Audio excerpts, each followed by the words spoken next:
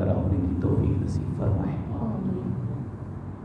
الحمدللہ یہ خوبصورت درس قرآن و حدیث کا پروگرام جس کا آپ نے اہتمام کیا ہے، اللہ رب العزت کی بارگاہ میں دعا ہے اللہ رب العزت اس کو شرف قبولیت عطا فرمائے، اور محترم المقام جناب حضرت علامہ مولانا نعیم بابر صاحب نے جو مجھے اس پروگرام کے لیے دعوت دی، میں ان کا شکر گزار بھی ہوں اور دعا گو بھی ہوں اور دعا کا طالب بھی ہوں۔ اللہ رب العزت ہم سب کی یہ کاوشیں اپنی بارگاہ میں قبول و منظور فرمائیں۔ ماشاءاللہ آپ نے بھی حدیث پاک میں تخصص فی الحدیث، جو حدیث پاک کا ہمارا ایک شعبہ ہے، اس سے الحمدللہ آپ نے تخصص فی الحدیث کیا ہے اور حدیث پاک کی خدمت بھی کرنا چاہتے ہیں۔ اللہ تعالیٰ آپ کو توفیقات نصیب فرمائیں۔ درس قرآن و حدیث، سب سے پہلی بات یہ ہے کہ قرآن کریم پر کچھ گفتگو کرتے ہیں۔ قرآن کریم ہر ایک کتاب کوئی بھی بندہ لکھتا ہے تو اس کا ایک موضوع ہوتا ہے۔ کوئی بھی کتاب ہے، نماز کے بارے میں ہے، روزے کے بارے میں ہے، حج کے بارے میں ہے، زکوٰۃ کے بارے میں، اس کا ایک عنوان ہوتا ہے، ایک موضوع ہوتا ہے۔ کسی ایک موضوع پر اس کتاب کے اندر گفتگو کی جاتی ہے۔ کیا آپ جانتے ہیں کہ قرآن کریم کا موضوع کون ہے، کیا ہے؟ پوری کتاب ہے، پوری کتاب کا کوئی نہ کوئی ایک موضوع ہوتا ہے۔ تو قرآن کریم کا موضوع انسان ہے۔ انسان سارا موضوع پورا قرآن پاک، اس کے اندر جتنی بھی بات ہوئی وہ انسان سے متعلق ہوئی، لیکن بدقسمتی سے انسان یہ نہیں جانتا کہ اس میں میرے لیے جو احکامات ہیں وہ کیا ہیں، اور لوگ آج کل اس کو اتنا زیادہ سمجھنے کی کوشش بھی نہیں کرتے۔ میں نے جو قرآن کریم کا مطالعہ کیا ہے، مجھے جو سمجھ رہی ہے وہ یہ ہے کہ ایک انسان اگر سانس بھی لیتا ہے تو اللہ رب العزت نے اس کے بارے میں قرآن پاک میں وضاحت دے دی ہے، فرما دیا ہے، اس کے بارے میں اللہ تعالیٰ نے تفصیل بتا دی ہے کہ یہ انسان جو سانس لے رہا ہے اس کی مثالیں کیا ہے، یہ کدھر سے آتا ہے، اس کا تعلق کس کے ساتھ ہے، ہر چیز کو اللہ رب العزت نے بیان فرما دیا ہے۔ ایک صحابی رسول رضی اللہ تعالیٰ عنہ فرماتے ہیں کہ اگر میری جوتی کا تسمہ گم ہو جائے تو قرآن کریم کی روشنی میں دنیا کے کسی کونے پر بھی پڑا ہو میں تلاش کر سکتا ہوں۔ قرآن کریم کے میں ہر چیز کا علم موجود ہے۔ ہمارے ساتھ جتنے بھی معاملات ہیں، مطلب عقیدہ ہے، ایک انسان کا عقیدہ ہوتا ہے، عقیدہ ہے، عبادت ہے، احکامات ہیں، حقوق ہیں، معاملات ہیں، جو بھی ہے جس موضوع پر بھی بات کرو وہ قرآن کریم کے اندر موجود ہے۔ یہ قرآن کریم میں ایک جامع کتاب ہے۔ میں آپ کو ایک چھوٹی سی بات بتاتا ہوں۔ ایک کرسچن ڈاکٹر تھے، ڈاکٹر کیتھ ایلمور۔ ڈاکٹر کیتھ ایلمور نے اپنی زندگی میں 18 سال اس بات پر تحقیق کی کہ ایک انسان تخلیق سے، پیدا ہونے سے پہلے، پھر ماں کے پیٹ میں، پھر پیدا ہو کر، پھر کیسے وہ بڑھتا ہے، کیسے وہ نشو و نما پاتا ہے۔ یہ چیز اس پر ڈاکٹر کیتھ ایلمور نے تحقیق کی اور 18 سال تک وہ تحقیق کرتے رہے، پڑھتے رہے، کتابوں کا مطالعہ کرتے رہے۔ 18 سال کے بعد ایک کتاب لکھی، اس کا نام تھا دا ڈیولپنگ ہیومن، یعنی ایک انسان جو ہے وہ کس طرح بڑھتا ہے، کس طرح بڑا ہوتا ہے، نشو و نما پاتا ہے۔ 18 سال کے بعد تحقیق کرنے کے بعد کتاب کو جب مکمل کیا تو وہ کتاب اپنے ایک دوست مسلمان تھا اس کو دی اور کہا کہ میں نے 18 سال اس پر محنت کی، تحقیق کی ہے کہ ایک انسان کیسے پیدا ہوتا ہے، پھر کیسے بڑا ہوتا ہے، پھر کیسے نشو و نما پاتا ہے۔ 18 سال میں نے اس کی تحقیق کی ہے۔ وہ مسلمان جو دوست تھا اس نے جب اس کتاب کو دیکھا، اس کی تحقیق کو دیکھا تو مسکرانے لگ پڑا۔ اب وہ جو مسلمان مسکرا رہا ہے تو وہ شخص حیران ہو رہا ہے، وہ جو کرسچن ڈاکٹر ہے وہ اس بات پہ حیران ہو رہا ہے کہ یہ کیوں مسکرا رہا ہے، کیا وجہ ہے، میں نے اتنی محنت کی ہے تحقیق پہ، تو اس بات پہ حیران ہوا. اس نے کہا بس آپ مجھے یہ بتا سکتے ہیں کہ آپ مسکرا کیوں رہے ہیں؟ آپ میرے ساتھ ہیں، میں نے بڑی محنت کی ہے، کیوں مسکرا رہے ہیں؟ اس نے کہا میں اس لیے مسکرا رہا ہوں کہ آپ نے 18 سال ضائع کر دیے ہیں. کاش تم نے 18 سال پہلے رب کے قرآن کی ایک آیت کو پڑھ اور سمجھ لیا ہوتا تو 18 سال تحقیق کر کے اپنا وقت ضائع نہ کرتے. اس نے کہا وہ کیسے؟ وہ پھر وہ آیت کریمہ ہے جس کے اندر یہ بتایا گیا ہے کہ انسان جو ہے وہ خون ہوتا ہے، خون سے پھر لوتھڑا بنتا ہے، پھر اس کے بعد گوشت بنتا ہے. تو یہ آیت کریمہ سامنے رکھی. جس وقت اس نے اس آیت کریمہ کا مطالعہ کیا، اس کو سمجھا، تو سمجھنے کے بعد اس نے کہا کہ تم ٹھیک کہہ رہے تھے کہ میں نے اپنے 18 سال ضائع کیے ہیں. اے کاش اس تحقیق سے پہلے میں قرآن کی آیت پڑھ لیتا تو میرے 18 سال ضائع ہونے سے بچ جاتے. تو گویا کہ مسلمان نے بتایا کہ تم جتنی مرضی تحقیق کر لو، قرآن پاک نے ہر چیز کو بیان فرما دیا ہے. اللہ نے خود فرمایا وَلَا رَطْبٍ وَلَا يَابِسٍ إِلَّا فِي كِتَابٍ مُبِينٍ. کوئی خشک و تر چیز ایسی نہیں ہے جو قرآن پاک کے اندر موجود نہیں. حضرت احنف بن قیس رضی اللہ تعالیٰ عنہ فرماتے ہیں کہ میں نے قرآن پاک کا مطالعہ کر رہا تھا تو اس میں نے دیکھا وَفِيهِ ذِكْرُهُمْ أَفَلَا تَعْقِلُونَ. اس کے اندر لکھا ہوا تھا کہ اس قرآن میں تمہارا ذکر ہے تو کیا تم نہیں سمجھتے اس چیز کو؟ تو کہتے ہیں میں نے جب یہ آیت پڑھی تو میں سوچنے لگ پڑا کہ میرا ذکر کہاں سے آ گیا. میں تو اس دور میں تھا ہی نہیں. جب پیارے آقا علیہ الصلوۃ والسلام کا دور تھا تو میں تو اس دور میں تھا ہی نہیں، تو میرا ذکر کہاں سے آ گیا؟ چلو کوئی کہے ابو بکر کا ذکر ہے، عمر کا ذکر ہے، زید کا ذکر ہے، تو میں کہوں کہ ٹھیک ہے ان کا ذکر ہو سکتا ہے کیونکہ وہ اس دور کے ہیں. تو میں تو اس دور کا ہوں ہی نہیں، تو میرا ذکر کہاں سے آ گیا؟ پھر فرماتے ہیں کہ میں نے کہا چلو رب کا قرآن کہہ رہا ہے، ذرا اس کا مطالعہ کر کے دیکھ لو، ہو سکتا ہے تمہارا ذکر اس کے اندر ہو. وہ فرماتے ہیں میں نے قرآن پاک کو کھولا اور پڑھنا شروع کر دیا. جیسے جیسے پڑھتا جا رہا تھا کبھی میرے لب مسکرا رہے ہوتے اور کبھی میری آنکھیں آنسو بہا رہی تھی، اور کبھی میں خوش ہو رہا تھا، کبھی میں پریشان ہو رہا تھا. میرے اوپر مختلف کیفیات آ رہی تھی، کبھی خوف طاری ہو رہا تھا، کبھی میں کسی امید سے وابستہ ہو رہا تھا، یہاں تک کہ میں برملا کہہ اٹھا کہ اے احنف، یہ سارے اس پورے قرآن میں اللہ نے تمہارا ذکر کر دیا ہے. فرماتے ہیں میں نے یہ محسوس کر لیا کہ قرآن کریم، کہتے ہیں میں نے اس لیے محسوس کیا کہ اگر اس میں میرا ذکر نہ ہوتا تو میری آنکھیں آنسو کیوں بہاتی، میرے لب مسکراتے کیوں، میرے دل کی کیفیت کیوں بدلتی، میرا جو یہ انداز تھا سوچنے کا، جسم کا، دل کا، یہ سارے انداز بدلتے ہوئے کیوں نظر آتے؟ جب ہر آیت پہ میرا انداز بدل رہا ہے تو میں نے سمجھا کہ اس قرآن میں رب نے میرا ذکر کیا. اس کا مطلب ہے کہ قرآن کریم میں اللہ رب العزت نے سب کچھ رکھ دیا ہے. میں اس کی چند مثالیں آپ کے سامنے ذکر کروں گا کہ قرآن کریم کا ہمارے معاشرے کے ساتھ کیا تعلق ہے. اگر ہم اپنے معاشرے کی اصلاح چاہتے ہیں، اپنے خاندان کی اصلاح چاہتے ہیں، اپنے گھر کی اصلاح چاہتے ہیں، اپنے معاشرے، اپنے محلے کے لوگوں کے ساتھ اچھے تعلقات چاہتے ہیں، ہم اپنے آپ کو معزز و محترم بنانا چاہتے ہیں، ہم بہت زیادہ پریشانیوں سے بچنا چاہتے ہیں، لڑائیوں سے بچنا چاہتے ہیں، جھگڑوں سے بچنا چاہتے ہیں، اپنے عدالت کے اصول جاننا چاہتے ہیں، تھانے کچہریوں کے اصول کو جاننا چاہتے ہیں، اگر ہم ان ساری چیزوں کو جاننا چاہتے ہیں، لوگوں کے مزاج کو پرکھنا چاہتے ہیں، اپنے دل دماغ کو صاف ستھرا کرنا چاہتے ہیں، اپنے آپ کو عظیم انسان بنانا چاہتے ہیں، اپنا کردار بہتر کرنا چاہتے ہیں، تو پھر آؤ میں یہ عرض کرتا ہوں کہ اللہ رب العزت نے سارے اصول بیان کر دیے. لیکن ایک بات ذہن میں رکھیے، اللہ کا اتنا خوبصورت انداز ہے قرآن کریم کے اندر کہ ایک انسان جب اس چیز کو پڑھتا ہے تو انسان یقیناً اس طرف مائل ہو جاتا ہے. ایک ہوتا ہے کہ کسی کو کہا جاتا ہے کہ آپ یہ معاملات کر لو، کسی کو یہ کہا جاتا ہے یا دیکھا جاتا ہے کہ اس معاشرے کو کس کی ضرورت ہے.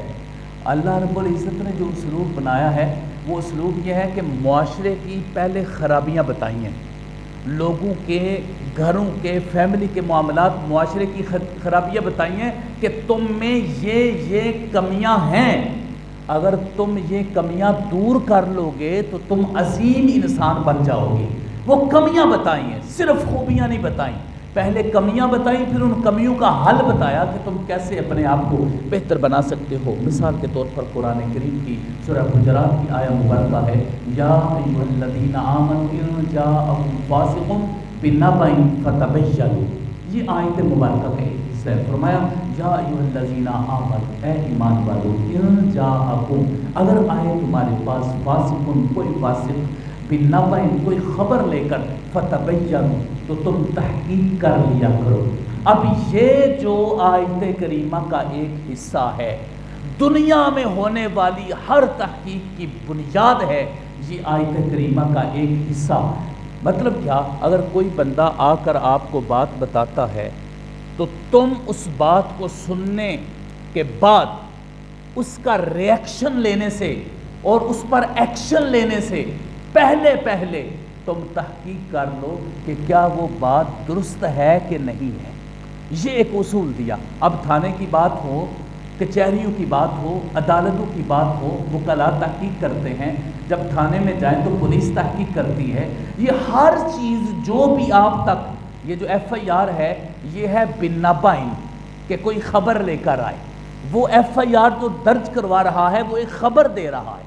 اب تھانے کچہریوں کی ذمہ داری ہے، ان کی رسپانسبلٹی ہے کہ وہ اس پر تحقیق کریں۔ کوئی کسی موضوع پر کام کرنا چاہتا ہے تو اس پر تحقیق کرے۔ اب محلے کا آدمی، علاقے کا آدمی، رشتہ دار، بیٹا، بھائی، کوئی بھی خبر لے کر آتا ہے، فلاں رشتہ دار تمہارے بارے میں یہ کہہ رہا ہے، تو اللہ فرماتا ہے تم تحقیق کر لیا کرو۔ اور آپ بتائیں کہ اگر بات کرتے ہی کوئی بندہ آ کر بات کرے تو آپ تحقیق کریں۔ میرا نہیں خیال کہ بات لڑائی تک پہنچے، تحقیق کرنے کے درمیان سارا مسئلہ حل ہو جائے گا۔ یہ تحقیق کا جو اللہ نے اصول دیے، خوبصورت اصول ہے کہ تم تحقیق کر لیا کرو، کوئی بھی معاملہ ہو۔ اب یہ دیکھیں، جب کوئی بندہ ہمارے پاس رشتہ دار خبر لے کر آتا ہے، وہ کہتا ہے جی فلاں شخص آپ کے بارے میں کہہ رہا ہے، تو اکثر ایسا ہوتا ہے کہ ہم کہتے ہیں یار تم مجھے فلاں شخص یہ بتا رہا تھا، تم نے ایسے کہا۔ کہتا ہے میں نے تو نہیں ایسا کہا۔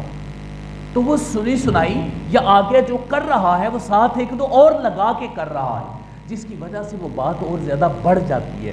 تو اللہ نے فرمایا کہ تم اس بندے پر یقین مت کرو، تم اس کی اصل کو جا کر دیکھو کہ حقیقت میں کیا اس نے وہ جملہ بولا ہے کہ نہیں۔ مجھے بتائیں، اگر اس ایک آیت کے اس جملے پر عمل ہو جائے تو ہماری آدھی لڑائیاں ختم ہو سکتی ہیں کہ نہیں ہو سکتی؟ لوگوں کے جو حق مارے جا رہے ہیں وہ ختم ہو سکتے ہیں صرف اس آیت، اس ایک اصول کی بنیاد پر۔ اور میں قربان جاؤں، ایسے بھی لوگ موجود ہیں جو تحقیق کرتے ہی نہیں ہیں، وہ کہتے ہیں اللہ نے فرمایا معاف کر دو، تو ساتھ معاف بھی کر دیتے ہیں۔ یہ اس سے بھی زیادہ بہتر اصول ہے کہ سنیں فلاں رشتہ دار نے میرے بارے میں یہ کہا ہے، تو آدمی کہے جی بس ٹھیک ہے، اس نے جو کچھ کہہ دیا اس کا عمل ہے، میں اس سے پوچھنے والا نہیں۔ حضرت حسن بصری رضی اللہ تعالیٰ عنہ بیٹھے ہوئے تھے، ایک شخص دوڑتا ہوا آپ کے پاس آیا اور آ کر کہنے لگا حضور فلاں جگہ پہ ایک شخص بیٹھ کر آپ کی غیبت کر رہا ہے، آپ کو برا بھلا کہہ رہا ہے۔ ایک شخص وہاں سے آتا ہے اور آ کر بتاتا ہے کہ فلاں شخص فلاں جگہ پہ بیٹھا ہوا ایک شخص ہے، آپ کو برا بھلا کہہ رہے ہیں۔ میں عرض کر دوں ان کی محبت کو سلام ہے، لیکن پیسے وغیرہ آپ نہ رکھیے گا، یہ اس بات کے اندر تھوڑا سا نا وہ پھر خلل آ جاتا ہے، تو پیسے کے لیے آپ نے نہیں اٹھنا، آپ سے یہ درخواست ہے۔ وہ شخص جو وہاں سے آیا اس نے آ کر یہ کہا کہ حضور فلاں شخص آپ کو برا بھلا کہہ رہا ہے، آپ کے پاس کھجوریں پڑی ہیں، آپ نے کھجوریں اٹھائیں، فرمایا جو مجھے برا بھلا کہہ رہا ہے یہ کھجوریں جا کر اس کو دے دو۔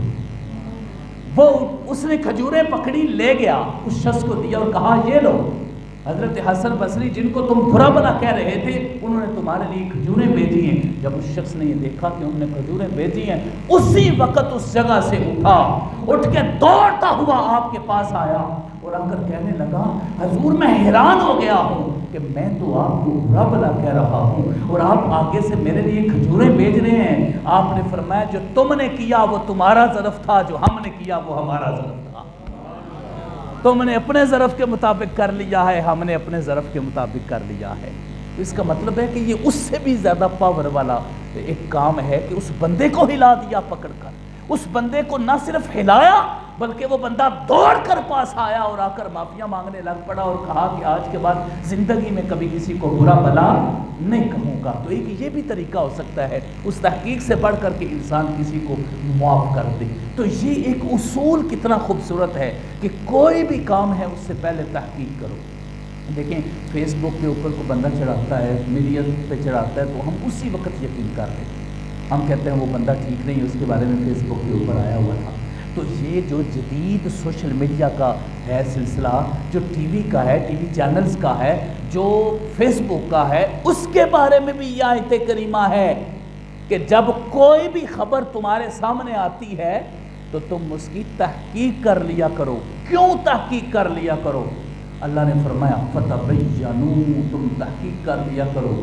یہ آیت آگے یا ایھا الذین آمنوا ان جاءکم فاسق بنبأ فتبینوا ان تصیبوا قوما بجہالۃ فتصبحوا علی ما فعلتم نادمین۔ تحقیق کی وجہ بتا دی ہے، فرمایا یہ نہ ہو کہ تم اسی وقت کسی قوم کے پاس پہنچ جاؤ بدلہ لینے کے لیے، اور جب تم وہاں جاؤ تو ایسی بات ہی نہ ہو تو پھر تمہیں شرمندہ ہونا پڑے۔ تو فرمایا اس شرمندگی سے بچنے کے لیے تم تحقیق کر لیا کرو۔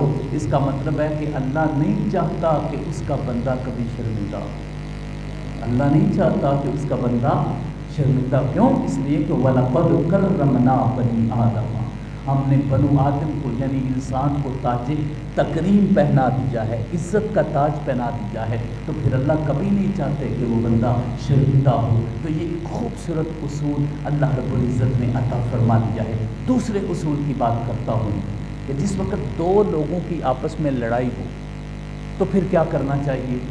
دو خاندانوں کی آپس میں لڑائی ہو، دو شعبوں کی آپس میں لڑائی ہو، دو ملکوں کی آپس میں لڑائی ہو، دو لوگوں کی آپس میں لڑائی ہو، تو پھر کیا کرنا چاہیے؟ اللہ نے اس پر بھی بڑا خوبصورت اصول بیان فرمایا ہے۔ فرمایا وَإِن طَائِفَتَانِ مِنَ الْمُؤْمِنِينَ اقْتَتَلُوا فَأَصْلِحُوا بَيْنَهُمَا فَإِن بَغَتْ إِحْدَاهُمَا عَلَى الْأُخْرَى فَقَاتِلُوا الَّتِي تَبْغِي حَتَّى تَفِيَّ إِلَى أَمْرِ اللَّهِ فَإِن فَاءَتْ فَأَصْلِحُوا بَيْنَهُمَا بِالْعَدْلِ وَأَقْسِطُوا إِنَّ اللَّهَ يُحِبُّ الْمُقْسِطِينَ۔ اللہ نے فرمایا کتنا خوبصورت اصول ہے، ہم نے تو اپنی زندگی گزارنے کے اصول قرآن پاک سے سیکھے ہی نہیں ہیں، قرآن پاک تو ہمیں ایک ایک اصول بتا رہا ہے۔ فرمایا جب دو مومنین کے گروہ آپس میں لڑ پڑے، چاہے مسلمان دو فرد ہوں، دو جماعتیں ہوں، دو فیملیاں ہوں، دو گروہ ہوں، دو ملک ہوں، کوئی بھی ہوں، سب کے لیے یہ اصول ہے۔ فرمایا کہ جب دو لوگ آپس میں لڑ پڑیں تو تم کیا کرو؟ فَأَصْلِحُوا، تم صلح کروا دو، تم کیا کروا دو؟ صلح۔ پہلا اصول دیا کہ جب دو گروہ آپس میں لڑیں تو تم صلح کروا دو۔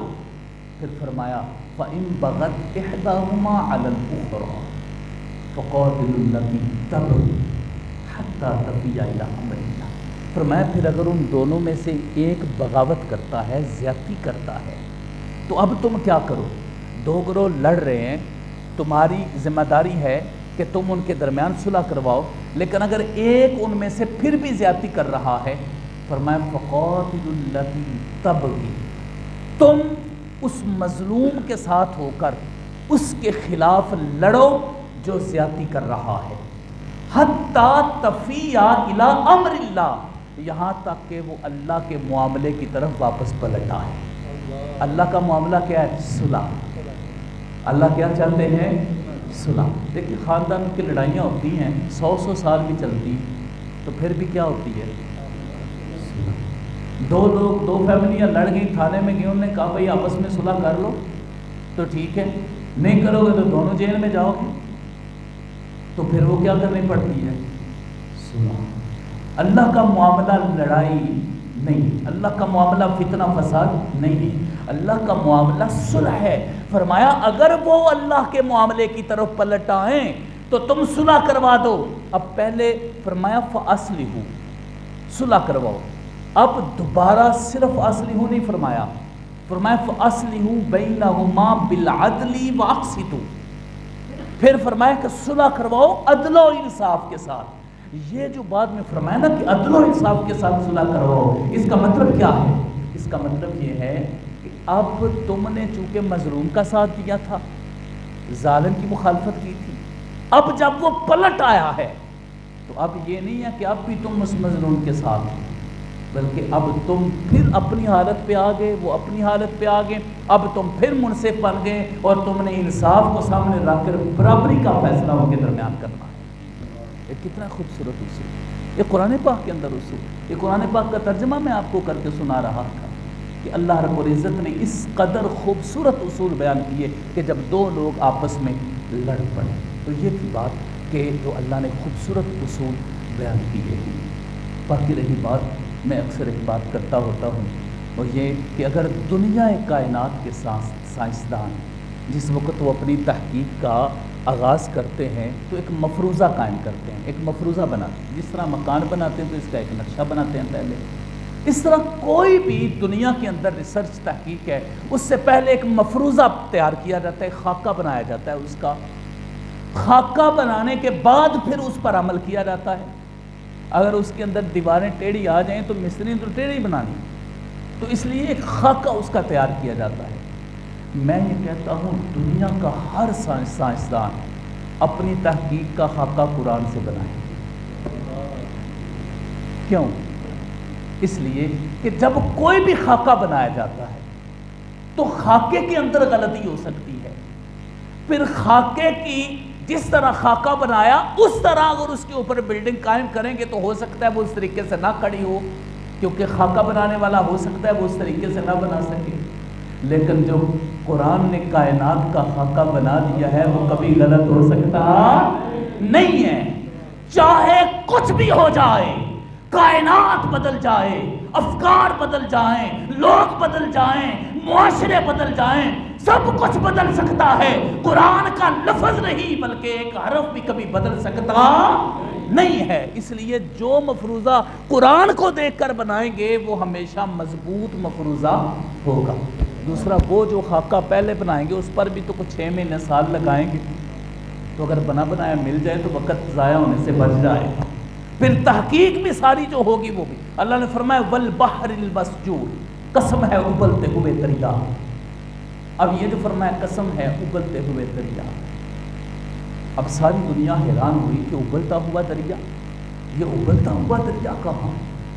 لوگوں نے سوچا، بڑی کوشش کی، یہاں تک کہ جاپانی سائنسدانوں نے یہ کوشش کی کہ ہم ڈھونڈیں گے، ظاہر ہے مسلمان بھی موجود ہیں، ہم ڈھونڈیں گے والبحر المسجور کہاں ہے، ہم اس کو تلاش کریں گے۔ وہ زمین کی گہرائیوں میں چلتے چلتے ایک جگہ سے بہت گرم پانی نکلا،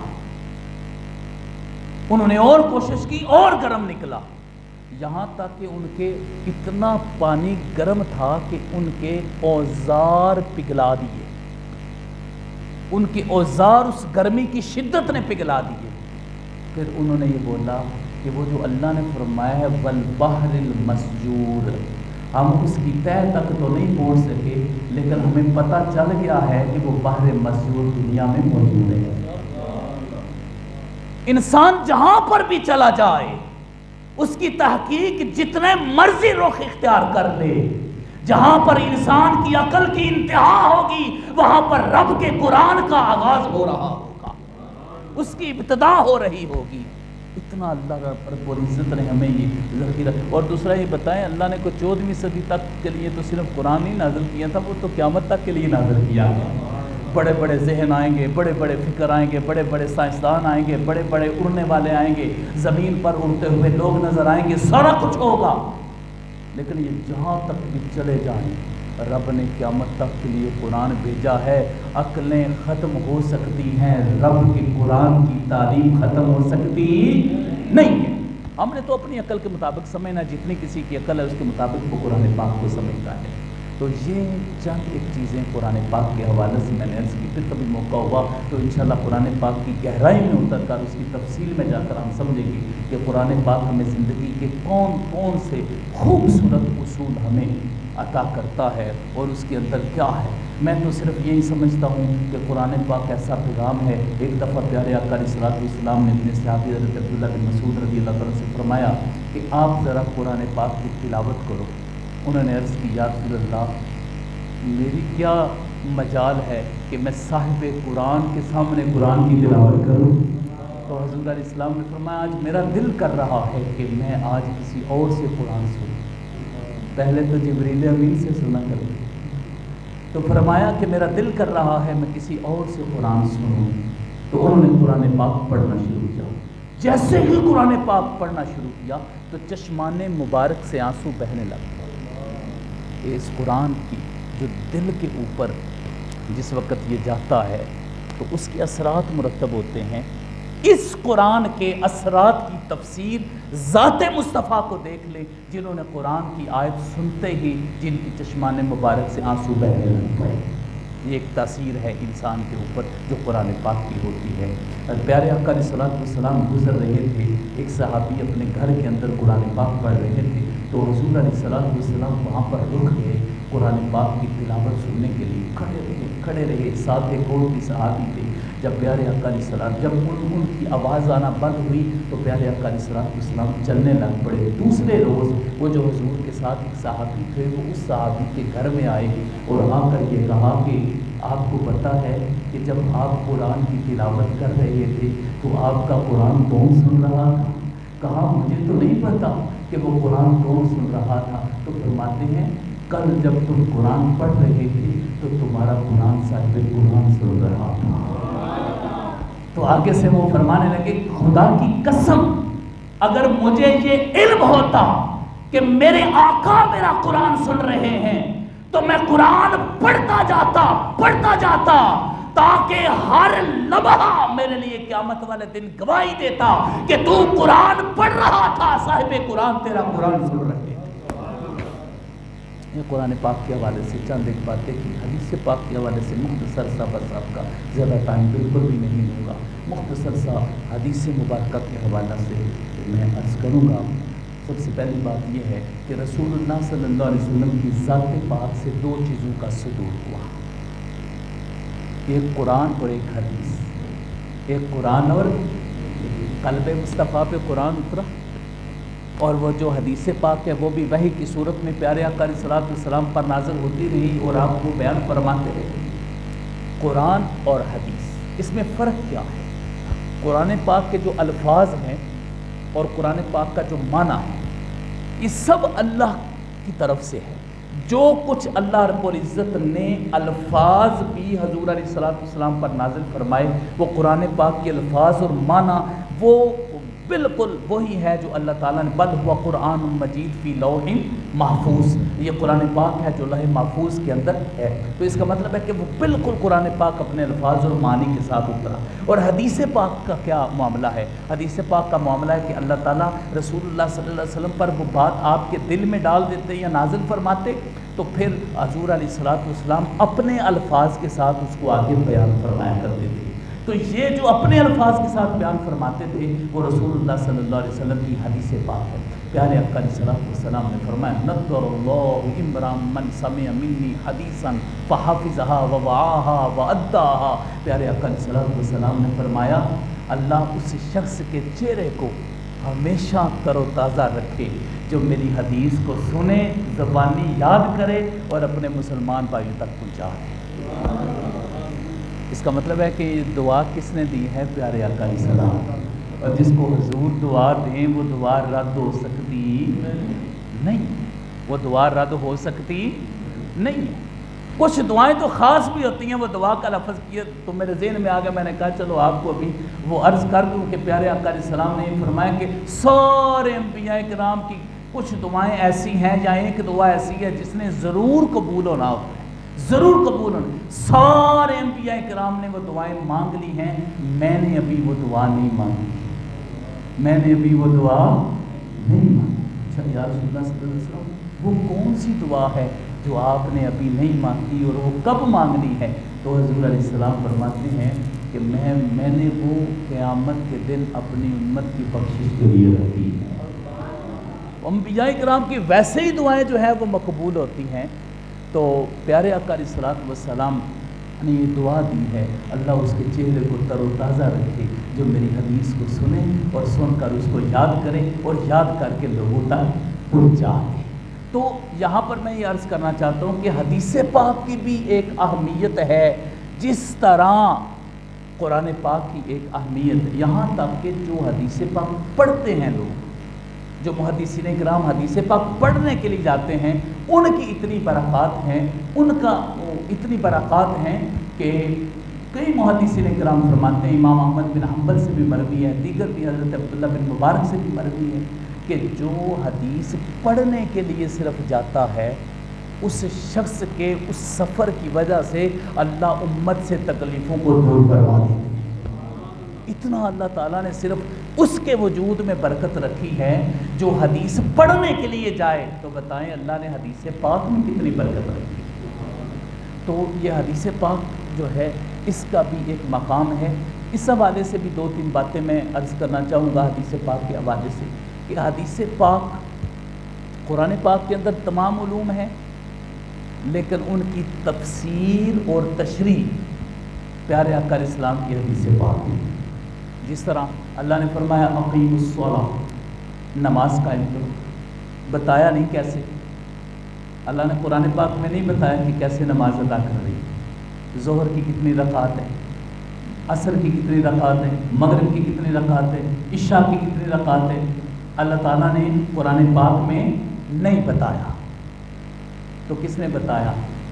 رسول اللہ صلی اللہ علیہ وسلم۔ وہ ایک شخص حضرت عمران بن حسین رضی اللہ تعالیٰ صحابی رسول ان کے پاس آیا اور آ کر یہ کہنے لگا کہ حضور ہمیں کچھ مسائل سکھائیے، تو آپ نے پیارے آقا علیہ السلام کی حدیث پڑھ کے سنائی، تو آگے سے وہ شخص کہنے لگا مجھے تو کوئی قرآن کی آیت سنائیں، آپ تو میں جب بھی آتا ہوں حدیث سناتے ہیں۔ تو آپ نے آگے سے کیا جواب؟ صحابی رسول کی بات کر رہا ہوں، آپ نے فرمایا وہ قرآن پاک سے ہر چیز تجھے ملنے والی نہیں ہے، اگر تو یہ کہتا ہے تو پھر بتا ظہر کی 4 اور عصر کی 4 اور مغرب کی 3 رکعتیں قرآن میں کہاں لکھی ہیں؟ تو اس کو پڑھنے کے لیے تم کیا کرو؟ پیارے آقا علیہ السلام کی حدیث کا مطالعہ، اور پھر حضور نے فرمایا صلو کما رأیتمونی اصلی، ایسے نماز پڑھو جیسے مجھے نماز پڑھتا ہوا دیکھتے ہو۔ تو اسی طرح اللہ تعالیٰ نے زکوٰۃ کے بارے میں حکم دیا، وآتوا الزکاۃ، زکوٰۃ ادا کرو، تو زکوٰۃ کا نصاب قرآن پاک میں بیان نہیں فرمایا کہ 2.5% ہے، 100 میں سے 2.5% ہے، اگر 40 بکریاں ہوں تو 1 بکری اس کے اندر ہے، اور 30 گائے بھینس ہوں تو اس کے اوپر ہے، 5 اونٹ ہوں تو اس کے اوپر زکوٰۃ ہے۔ تو یہ قرآن پاک نے بیان نہیں کیا، رسول اللہ صلی اللہ علیہ وسلم نے حدیث پاک میں اس کی وضاحت فرمائی ہے۔ اب آپ یہ سوچ رہے ہوں گے کہ قرآن پاک کے بارے میں ابھی آپ کہہ رہے تھے کہ سارا کچھ قرآن پاک میں موجود ہے، تو پھر ابھی آپ کہہ رہے ہیں کہ یہ قرآن پاک میں نہیں ہے، تو پھر یہ آپ کی بات میں تضاد ہوگا۔ تو میں یہ کہوں گا یہ قرآن نے خود فرمایا وَمَا آتَاكُمُ الرَّسُولُ فَخُذُوهُ وَمَا نَهَاكُمْ عَنْهُ فَانْتَهُوا، جو تمہیں رسول عطا کریں وہ لے لو، جسے منع کریں اس سے رک جائے گا۔ اب قرآن نے رستہ کھولا ہے نا، قرآن نے اپنے چشمے جاری کر دیے۔ ایک چشمہ یہ جاری کیا کہ تمہیں اگر یہ حکم جاننا ہے